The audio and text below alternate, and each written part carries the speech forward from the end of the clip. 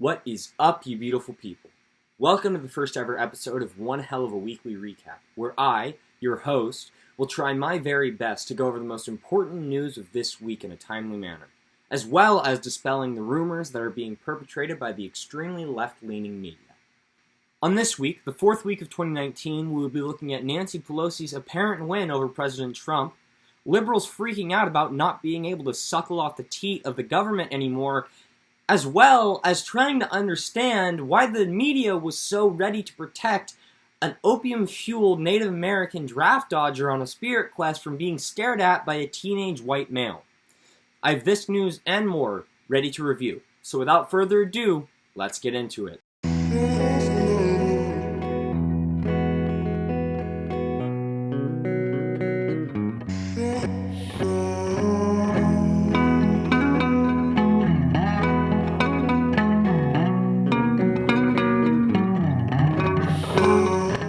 Before we get started, please don't forget to leave a comment down below, especially if you disagree with anything I say. I'd really like to hear your point of view, and leave a like. It's completely free to do, and it really helps to support this channel and other small channels that are just starting off. So thank you very much, and let's get into it. So the first piece of news that we're going to be looking at in this episode is the government shutdown that's been happening for the past couple of weeks. And it's in no means new news. However, CNN started using it as a smear piece. So I have an article right here from CNN that is titled, "Trump aides keep telling struggling workers to, quote-unquote, suck it up." First of all, if you actually spend some time and read through the article, not only is the title an absolute blatant lie, as no one ever tells the struggling workers to suck it up. It's completely ridiculous to read. Basically what happened is that Commerce Secretary Wilbur Ross advised federal workers to take out loans during the shutdown, as there was no say as to when it was going to end. Wilbur Ross literally said, you know, I'd advise that you take out loans. This is why we have loan services for people who do not have money at the time to take out money. And not only that, but promised that the government would help to pay back these loans once it came back into working order. So, of course, everyone sitting there in the crowd heard that and said, oh, he's telling them to take out loans, but they can't afford loans. I got a little piece of advice. First of all, if you're working somewhere and you can't afford to pay loans, I don't know what the hell you're doing, because I drive through every single, poverty-stricken neighborhood in my city, and one of the most common sights that I see are loan offices. And I know for a fact that the people that are taking out those loans do not have the money to pay back those loans. That's kind of the point of a loan. As long as you pay them back for the money that you borrowed plus an interest rate, they won't take anything. It's kind of like free money that you just have to pay for in the future. Wilbur Ross isn't saying that, you know, if you can't pay it back, oh, sucks for you, like, this is your problem, your fault. He actually states that the government is going to be willing to help pay for the loans. Like, he's saying, look, we're not able to pay you right now because we're shut down, and I'm sorry for that, but if you go out and you need money and you take out a reasonable loan to pay for this past month's salary that you've lost, we will make it up to you once the government comes back in business. But of course, the press turned a completely blind eye to that, or I guess blind ear to that, and framing him. They put words in his mouth, and not only just words, but an insult in his mouth, which is completely ridiculous, and in no terms should ever happen in a reasonable media source that is actually trying to do real reporting. They're putting words in this man's mouth, and things that he didn't even allude to, and they're posing it like he says it. And if you read through the entire CNN article, they never discredit it. They never say, and although he didn't say X, or although he didn't yada yada, they take what he did say completely out of context and then throw it up and say, well, this is alluding to what he actually means. Next up, I guess probably one of the more ridiculous things I've heard, and this has actually come to a resolution as of this Saturday, but Pussy Power Pelosi, also known as Nancy Pelosi, claimed a win over President Trump by shutting down his State of the Union address. So, first of all, let's just take a step back and look at this. CNN stated, Pelosi claims win over Trump in State of the Union shutdown. So, first of all, here's the thing. Pelosi didn't do shit. Basically what happened is, Donald Trump shut down the government for an unsolicited amount of time because he wants funding for the wall on the southern border. And coming from someone who actually lives extremely close to the southern border, Vive la Texas, baby, it's something that we need. As someone who directly sees everything that is going on and the actual raised crime rates and how much they leech off of the government and our hard-earned taxpayer money, it's completely ridiculous. And I fully support a wall being built. And actually, funny enough, if you look back to 2013, the entire Democrat Party, including their god Obama, we're actually pushing for a wall. They were pushing for a wall on the southern border. They're the ones who upped funding for the fucking fence that we have down there that's not doing anything, because after Trump got put in office, they vouched for cutting the expense of everyone who was working down there. It's completely ridiculous. But Trump shut down the government. Fox posted a article the same exact time that CNN posted the article, saying that she claimed a win by shutting down his State of the Union address. And Fox's title is a bit more revealing. Pelosi says she won't allow State of the Union during shutdown, which is, it explains itself, right?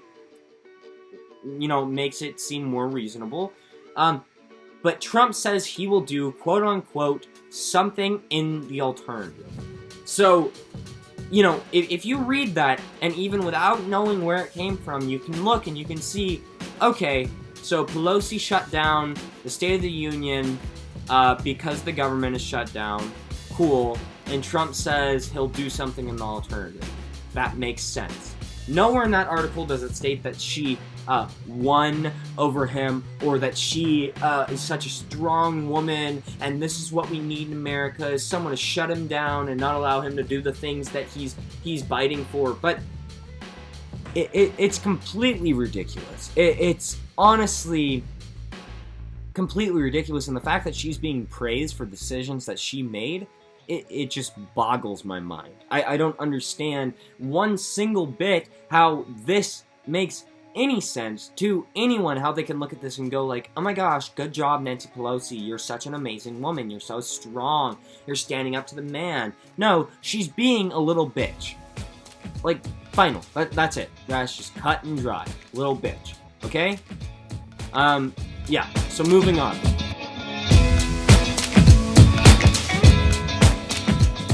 So my boy, Dan Crenshaw, the freaking amazing, badass, war vet, missing an eye. He wears this eye patch like he's an action movie hero, like Escape from New York-esque, got on Fox and Friends. And he said something that actually really surprised me. I mean, I guess didn't surprise me coming from Dan Crenshaw, but surprised me as in, I haven't really heard a lot of politicians, especially high-up politicians, coming out and saying anything about this, but it definitely needed to be said. So he came out on the January 24th issue of Fox and Friends. Basically what he's saying is that the media has created this, this bias, or this kind of attack against organized religion. But it's not all organized religion, because, you know, they're all for Sharia law and letting all the Muslims in and letting everyone in that deserves to be in, and oh, well, we don't really care about your religion, but they do really hate Christianity, like exceedingly so. And so if you look, this is actually pertaining to Mike Pence's wife, who went and read to a private Christian school. And, you know, amazing for her. She's spending her time reaching out to the community and doing things that she should do. For some reason or another, and actually I think the reason is quite obvious of why this happened.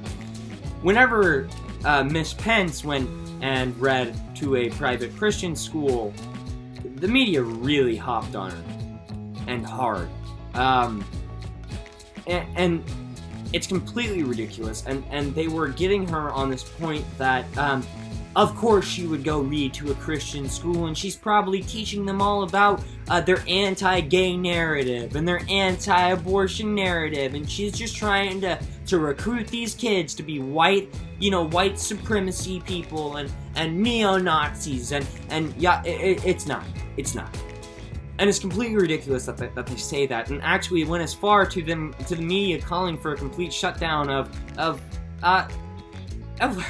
schools as a whole, of private Christian and Catholic schools as a whole. And coming from someone who actually currently still goes to a private Catholic high school, and is planning to go to a private Christian college, it's ridiculous. You know, look, I don't know how many times it needs to be said before it gets through people's heads. This country, the entire idea of freedom and liberty and personal right, comes from Christianity. And so now to see the media have such a vicious hatred for it really just shows the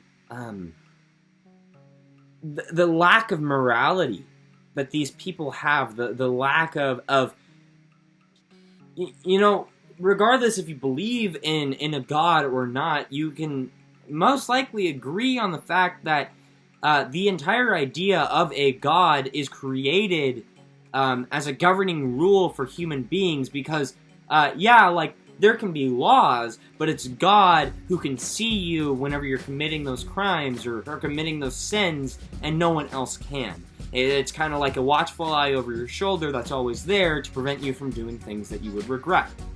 And it's like, not only has the people who are influential in the media today, have they grown up either without God in their lives and without that you know, person to hold them accountable, but on top of that, they're actually urging for the complete removal of him, which is completely ridiculous, because freedom of religion is something that is very important in the United States. It is one of the major reasons that real refugees are coming to this country. It's because we allow them to practice their religion as long as it is not directly harming anyone else.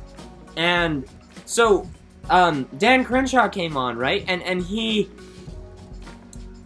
made this point, and he said they need to be called out for this. There's an anti-Christian agenda that is being pushed by the media right now, and it's not okay. And he's right, it's not okay. And it's never okay, because God knows if an anti-Muslim or an no, not even Jewish, I'm not even going to say Jewish, if there was an anti-Muslim you know, agenda that was being pushed, realistically pushed by the media, there would be a whole fucking uproar about it. But what do you get? You get nothing whenever it comes to Christianity. You get no one standing up for them until someone who actually has his morals in place decides to say something about it. Someone who served for this country and saved multiple lives, who has very, very good and strict morals in his life, and that is the reason for his success. It takes that person to actually stand up and say, I'm calling you out on your bullshit. I'm calling you out, media, because this isn't okay. And it's sad. And one of the points that he brings up is actually that there have been attacks on the archdiocese, on Catholic archdiocese. There have been mysterious packages, and you know, fake bombs. And as far as I'm concerned, that's not a protest. That is the definition of terrorism. That's terrorism. And I hope to God that the government or the police force or anyone who's in charge of that finds the people who are doing this and fucking puts them in prison for domestic terrorism and for a long ass time, because that's not okay. And that actually moves me on to the next point, which is the Patriots beat the Chiefs. Yeah, so I kind of stole that joke from my boy Steven Crowder. But this is kind of the main issue that I wanted to get into with this entire weekly recap. So yeah.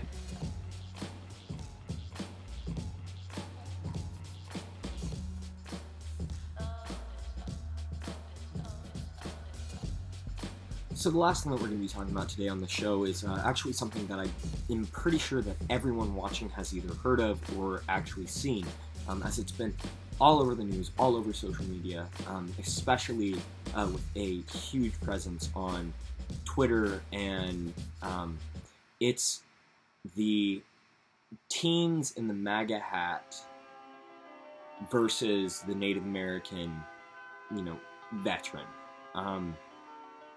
This is the single event that pushed me across the line of deciding if I wanted to actually put in the effort to start making these videos and to start this YouTube channel, and just staying quiet and keeping my opinions to myself. But this just clusterfuck of just media hypocrisy and calling out and doxing and doing all of the wrong things just really just pinches a nerve. And I feel more connected to it than I'm sure a lot of people feel, because I'm a I'm a teenage white boy who is in high school, goes to an all-boys Catholic high school, and has very strong views on what policies should be passed and what shouldn't. And I'm even though I may not agree with everything that everyone in the Catholic Church believes, I believe that they have the right and that they are completely justified and actually should go out of their way to attend things like March for Life. And I think that that's extremely important, and showing your opinion and showing your view on a very, very topical discussion is extremely important. And this just pissed me off so much. So just quick recap, there was a bunch of teenage boys from a Catholic high school that attended the March for Life in Washington, D.C. over the week. And I think that was a great opportunity for them. I think that had the circumstances been slightly different, and had they not been attacked by the Black Israelites and the preceding group of Native Americans, this wouldn't have happened. But of course the media smears it as their fault. They were there, and this group was waiting at the Lincoln Memorial, waiting for their bus to come pick them up. And I actually remember on my 8th grade trip to Washington, D.C., that's where we waited for our bus. And, like, I stood on those steps and was in almost the same exact base situation, except the only difference was that I wasn't attacked, because whenever I went, tensions weren't as high between the two ideologies of being, a conservative or being a socialist or a liberal. And so basically these kids, they were wearing MAGA hats because they were teenage boys who go to an all-boy Catholic school. That's just kind of a running thing, and especially if you're going to go to DC, like, every single kid that I know who is, conservative or right-leaning would do that. Maybe not even as a serious thing, but it could even be as a joke, just something to laugh at with your friends for pictures, or even just, like, showing your opinion, showing your view. And they were standing there, and there was this group called the Black Israelites, which aren't even a protesting group. They recognize themselves as a gang, as they participate in violence and commit violent acts. And so these kids are just standing on the steps, and the Black Israelites confront them. And when I say confront them, I really mean they start cussing them out and threatening them, and telling them that, God is coming on.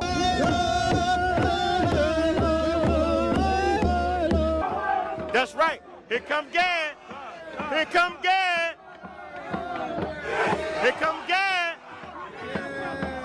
Look at our Make America Great Again hats. Look at the hats. Look at the hats. We ain't taking. Look, we not taking. Look at Gad. That's right, Gad. Look at Gad.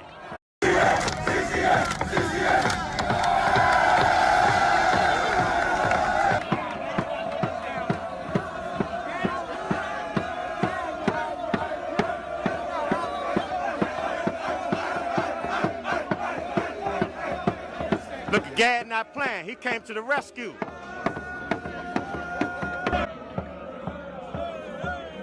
Yeah, y'all better not touch him. Y'all better not touch him.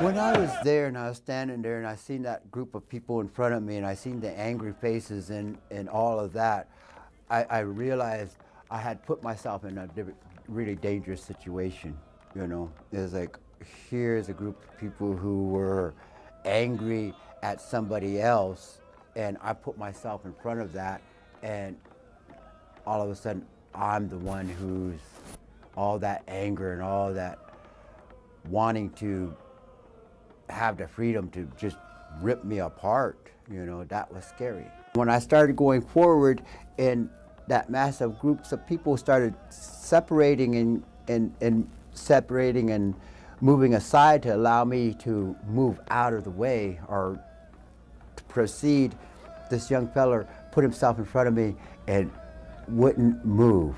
And so I could, if I took another step, I would be putting my person into his presence, into his space, and I would have touched him, and that would have been the thing that the group of people would have needed to spring on me. I was right there, and these were high school kids, but there was about 60 of them, and they all knew how to chant the same cheers, and it was it was aggressive. It was just a very tense environment.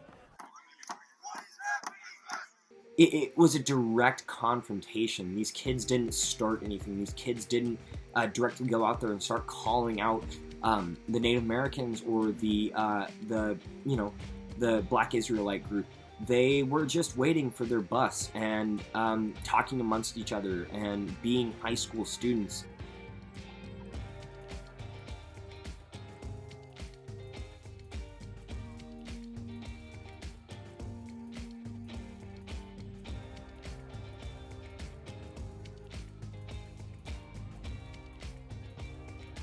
I would like to thank you for watching this first episode. It took a lot of effort and work to put into it, but it's something that I'm willing to do. I'm willing to keep on doing. I'd really appreciate anyone who watches this video once again. I know that it's annoying, but please drop a like down below if you liked it. If you agree or disagree with anything, please leave a comment.